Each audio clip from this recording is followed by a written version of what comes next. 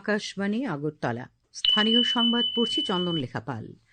এখনকার বিশেষ বিশেষ খবর হলো, মুখ্যমন্ত্রী অধ্যাপক ড মানিক সাহা বলেছেন, ভিবিজি রামজি আইন প্রধানমন্ত্রী নরেন্দ্র মোদীর 2047 সালে বিকশিত ভারত ও বিকশিত ত্রিপুরা গঠনের ক্ষেত্রে একটি ঐতিহাসিক পদক্ষেপ। ধর্মনগর বিধানসভা কেন্দ্রের উপনির্বাচনের প্রস্তুতি শুরু হয়েছে। প্রধানমন্ত্রী নরেন্দ্র মোদী আগামীকাল 3 দিনের গুজরাট সফরে যাচ্ছেন। স্বরাষ্ট্র ও সমবায়মন্ত্রী অমিত শাহ আজ জাতীয় আইডি ডেটা ম্যানেজমেন্ট সিস্টেম এনআইডিএমএস চালু করেছেন। ভগবান বিরসা মুন্ডা ফুটবল প্রতিযোগিতায় রাজ্য স্তরের আসর আজ শুরু হয়েছে। এবারে সংবাদ বিস্তারিত। মুখ্যমন্ত্রী অধ্যাপক ড মানিক সাহা বলেছেন, ভিবিজি রামজি আইন প্রধানমন্ত্রী নরেন্দ্র মোদীর 2047 সালে বিকশিত ভারত ও বিকশিত ত্রিপুরা গঠনের ক্ষেত্রে একটি ঐতিহাসিক পদক্ষেপ। আজ আগরতলায় প্রদেশ বিজেপি কার্যালয়ে আয়োজিত সাংবাদিক সম্মেলনে তিনি এই কথা বলেন। তিনি বলেন, বিকশিত ভারত গ্যারান্টি ফর রোজগার অ্যান্ড আজীবিকা মিশন গ্রামীণ বা ভিবিজি রামজি এমজিএনরেগা গ্রামীণ কর্মসংস্থান প্রকল্পের একটি উল্লেখযোগ্য সংস্কার এবং প্রতিস্থাপন, যার লক্ষ্য 125 দিনের কাজের নিশ্চয়তা, পরিকাঠামোর সঙ্গে সংযুক্তিকরণ এবং ডিজিটাল বাস্তবায়ন জোরদার করে আয় সুরক্ষা বৃদ্ধি করা। তিনি বলেন, এর ফলে কর্মসংস্থান বৃদ্ধি, বেকার ভাতা বৃদ্ধি, সঠিক সময়ে মজুরি প্রদান করা যাবে। মুখ্যমন্ত্রী আরো বলেন, এই আইনের ফলে গ্রামীণ মানুষের উন্নয়ন ঘটবে। এই যে বিকশিত ভারত রোজগার ও আজীবিকা মিশন গ্রামীণ, এটা একটা ঐতিহাসিক পদক্ষেপ।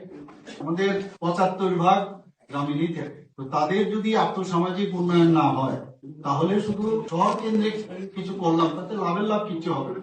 এবং এতে করে এই নতুন আইন, তাতে করে কর্মসংস্থানের এটা কিন্তু নিশ্চয়তা বাড়িয়ে দিল এবং 100 দিন থেকে 125 দিন করা হবে। ধর্মনগর বিধানসভা কেন্দ্রের উপনির্বাচনের প্রস্তুতি শুরু হয়েছে।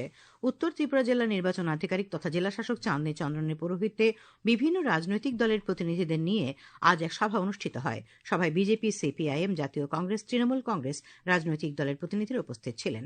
সভায় জেলাশাসক জানান, আগামী 16 ও 17 জানুয়ারি ধর্মনগর বিধানসভা নির্বাচনী কেন্দ্রে উপনির্বাচন উপলক্ষে ইভিএম এবং ভিভিপ্যাট ফার্স্ট লেভেল চেকিং করা হবে। এই চেকিং এর জন্য জেলা পর্যায়ে ইতিমধ্যে একটি দল গঠন করা হয়েছে। চেকিং এর সময় প্রতিটি রাজনৈতিক দলের প্রতিনিধিরা উপস্থিত থাকবেন। তাছাড়া উপনির্বাচনে কি কি নিয়ম নির্দেশিকা মেনে চলতে হবে তা জেলা শাসক সভায় বিস্তারিতভাবে তুলে ধরেন।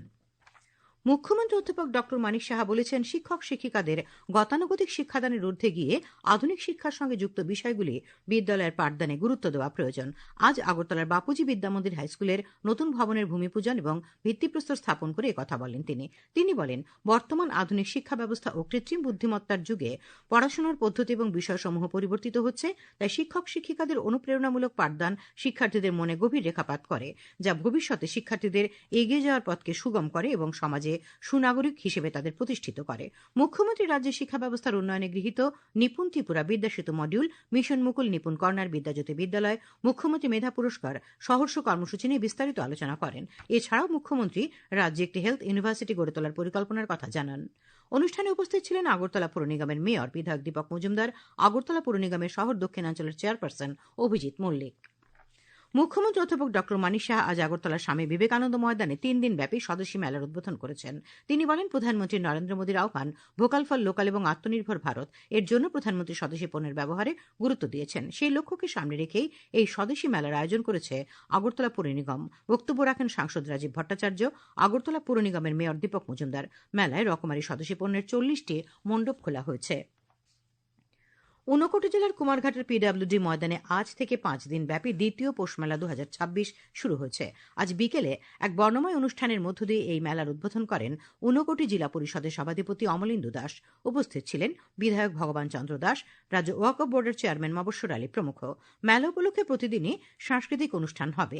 মেলা প্রাঙ্গণে 154টি প্রদর্শনী ও বিপণন স্টল খোলা হয়েছে। মেলা চলবে আগামী 13 জানুয়ারি পর্যন্ত। খবর প্রচারিত হচ্ছে আকাশবাণীর আগরতলা কেন্দ্র থেকে।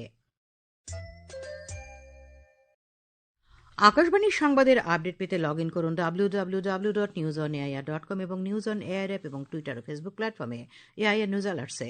ইউটিউবে লক্ষ্য রাখুন নিউজ অন এয়ার অফিসিয়ালে। এছাড়া আকাশবাণীর আগরতলার সংবাদের আপডেট পেতে দেখুন টুইটার বা এক্স হ্যান্ডেলে আকাশবাণী নিউজ আগরতলা, ফেসবুকে এআইআর নিউজ আগরতলা এবং ইউটিউবে আকাশবাণী নিউজ আগরতলা। প্রধানমন্ত্রী নরেন্দ্র মোদী আগামীকাল 3 দিনের গুজরাট সফরে যাচ্ছেন। প্রধানমন্ত্রী আগামীকাল সন্ধ্যায় সোমনাথ পৌঁছবেন এবং ওঙ্কার মন্ত্র জপে অংশগ্রহণ করবেন। তিনি সোমনাথ মন্দিরে ড্রোন শো দেখবেন। রবিবার প্রধানমন্ত্রী সূর্যযাত্রায় অংশ নেবেন। এছাড়াও প্রধানমন্ত্রী সেখানে বেশ কিছু কর্মসূচি রয়েছে। স্বরাষ্ট্র ও সমবায়মন্ত্রী অমিত শাহ আজ ভার্চুয়ালভাবে জাতীয় আইডি ডেটা ম্যানেজমেন্ট সিস্টেম এনআইডিএমএস চালু করেছেন, যা দেশের আইডি বিরোধী এবং অভ্যন্তরীণ নিরাপত্তা কাঠামোকে শক্তিশালী করার দিকে একটি গুরুত্বপূর্ণ পদক্ষেপ। অনুষ্ঠানে শ্রী শাহ বলেন, নতুন এই ব্যবস্থা চালু হওয়ার ফলে আন্তঃসংস্থা সমন্বয় আরও উন্নত হবে। তিনি বলেন, সঠিক সময় এবং সঠিক জায়গায় সঠিক তথ্য সরবরাহের ক্ষেত্রে এটি খুবই কার্যকর একটি উপায় হয়ে উঠবে। में आतंकवादी घटनाओं का, चाहे वो किसी भी प्रकार की आतंकवादी घटना हो, जहां पर विस्फोटक का उपयोग हुआ है, विस्फोट हुआ है, आईडी का उपयोग हुआ है, वो सभी के इन्वेस्टिगेशन करते हुए एनालिसिस के लिए और आने वाले दिनों में बचावात्मक उपाय करने के लिए भी ये डेटा एक प्रकार से नए कवच का काम करेगा, इसका मुझे विश्वास है। শ্রী শাহ বলেন, স্বরাষ্ট্র মন্ত্রক গত কয়েক বছর ধরে বিভিন্ন ধরনের তথ্য তৈরি করছে, কিন্তু এখন পর্যন্ত তা গোপনে রয়েছে। তিনি বলেন যে এই সমস্ত তথ্য উৎসগুলিকে সংযুক্ত করার এবং তাদের বিশ্লেষণের জন্য একটি উন্নত কৃত্রিম বুদ্ধিমত্তা ভিত্তিক সফটওয়্যার তৈরি করার প্রচেষ্টা চলছে। তিনি আত্মবিশ্বাস প্রকাশ করেন যে এনআইডিএমএস এই প্রক্রিয়াটিকে ত্বরান্বিত করবে এবং দেশকে সন্ত্রাসবাদ থেকে নিরাপদ করার জন্য এটিকে একটি গুরুত্বপূর্ণ মাইলফলক বলে অভিহিত করেন তিনি। কেন্দ্রীয় তথ্য ও সম্প্রচার মন্ত্রী অশ্বিনী বৈষ্ণব আজ বলেছেন যে প্রসার ভারতীর ওয়েব প্ল্যাটফর্মটি বিশ্বব্যাপী ব্যাপক প্রশংসা পেয়েছে এবং 5,000 কোটি টাকার আন্তর্জাতিক ব্যবসা করেছে। ডিডি নিউজের কন্টেন্ট ক্রিয়েটরদের ক্ষমতায়নের জন্য একটি নতুন প্ল্যাটফর্ম ক্রিয়েটর্স কর্নারের উদ্বোধন করে শ্রী বৈষ্ণব এ কথা বলেন। তিনি বলেন, প্রসার ভারতের এই নতুন উদ্যোগের লক্ষ্য সৃজনশীল কন্টেন্ট প্রদর্শন এবং প্রচার করা। प्रधानमंत्री जी ने एक नया प्लेटफॉर्म बनाया और इस प्लेटफॉर्म वेव्स के प्लेटफॉर्म के माध्यम से today we are able to give a new market to our creators.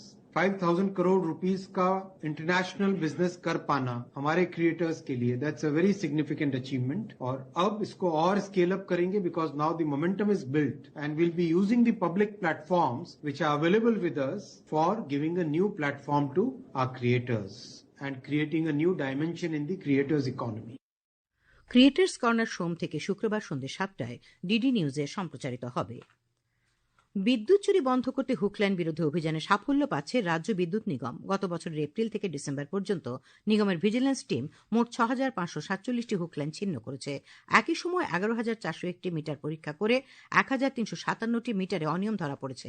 হুকলাইনে বিদ্যুৎ চুরি ও মিটার ট্যাপিং এর অপরাধে মোট জরিমানা করা হয়েছে 2,92,38,750 টাকা। এর মধ্যে আদায় হয়েছে 2,50,18,697 টাকা। আজ বিদ্যুৎ নিগমের পক্ষ থেকে এই সংবাদ জানানো হয়েছে। কেন্দ্রীয় প্রকল্প প্রগতি দেশের বিভিন্ন সরকারি উদ্যোগের স্বচ্ছতা, জবাবদিহিতা এবং কার্যকারিতা নিশ্চিত করতে গুরুত্বপূর্ণ ভূমিকা রাখছে। এই প্রকল্পের লক্ষ্য হল সরকারি কাজে দ্রুত ও ফলদায়ক অগ্রগতি নিশ্চিত করা এবং নাগরিকদের সুবিধা সর্বাধিক করা। এ নিয়ে আজ রাত 8:05 শুনতে পাবেন আকাশবাণী আগরতলার সংবাদ বিভাগের বিশেষ আলোচনা প্রগতি প্রকল্পের সরকারি কাজে স্বচ্ছতা শীর্ষক একটি অনুষ্ঠান। নরসিংগড়স্থিত ভবন ত্রিপুরা কলেজ অব টিচার্স এডুকেশনে সিভিল ডিফেন্সের 6 দিনের শিবির আজ শেষ হয়েছে। শিবিরে 180 জন ছাত্রছাত্রী অংশগ্রহণ করে। এনডিআরএফ এর অফিসার সহ 7 জনের একটি দল প্রাথমিক চিকিৎসা ও দুর্যোগকালীন পরিস্থিতিতে উদ্ধারের বিভিন্ন কৌশলের প্রশিক্ষণ প্রদান করে। খেলার খবর। রাজ্য সরকারের জনজাতি কল্যাণ দপ্তরের উদ্যোগে আজ থেকে ভগবান বিরসা মুন্ডা ফুটবল প্রতিযোগিতার রাজ্য স্তরের আসর শুরু হয়েছে। জনজাতি কল্যাণ দপ্তরের সচিব ডক্টর কে শশীকুমার আসরের উদ্বোধন করেন। তিনি খেলোয়াড়দের সঙ্গে পরিচিত হন। এই টুর্নামেন্টের স্লোগান হল kick for health, play for pride. রাজ্য স্তরের আসরে মোট 16টি দল অংশ নিয়েছে। 3 দিনে এই আসর চলবে। উমাকান্ত মিনি স্টেডিয়ামে আসরের উদ্বোধনী খেলায় মেয়েদের বিভাগে পশ্চিম জেলা 4-0 গোলে সিপাহীজলা জেলাকে পরাজিত করে। আবহাওয়া। আগামীকাল আকাশ আংশিক মেঘাচ্ছন্ন থাকবে। আজ রাত থেকে আগামীকাল সকাল পর্যন্ত রাজ্যের সবকটি জেলার কিছু কিছু স্থানে ঘন কুয়াশা পড়ার সম্ভাবনা রয়েছে। আজ দিনের সর্বোচ্চ তাপমাত্রা ছিল 27.5 ডিগ্রি সেলসিয়াস এবং সর্বনিম্ন 12.8 ডিগ্রি সেলসিয়াস। আগামীকাল দিনের সর্বোচ্চ তাপমাত্রা 25 ডিগ্রি সেলসিয়াস এবং সর্বনিম্ন 13 ডিগ্রি সেলসিয়াসের আশেপাশে থাকবে। শেষ করার আগে খবরের বিশেষ বিশেষ অংশগুলো আরেকবার।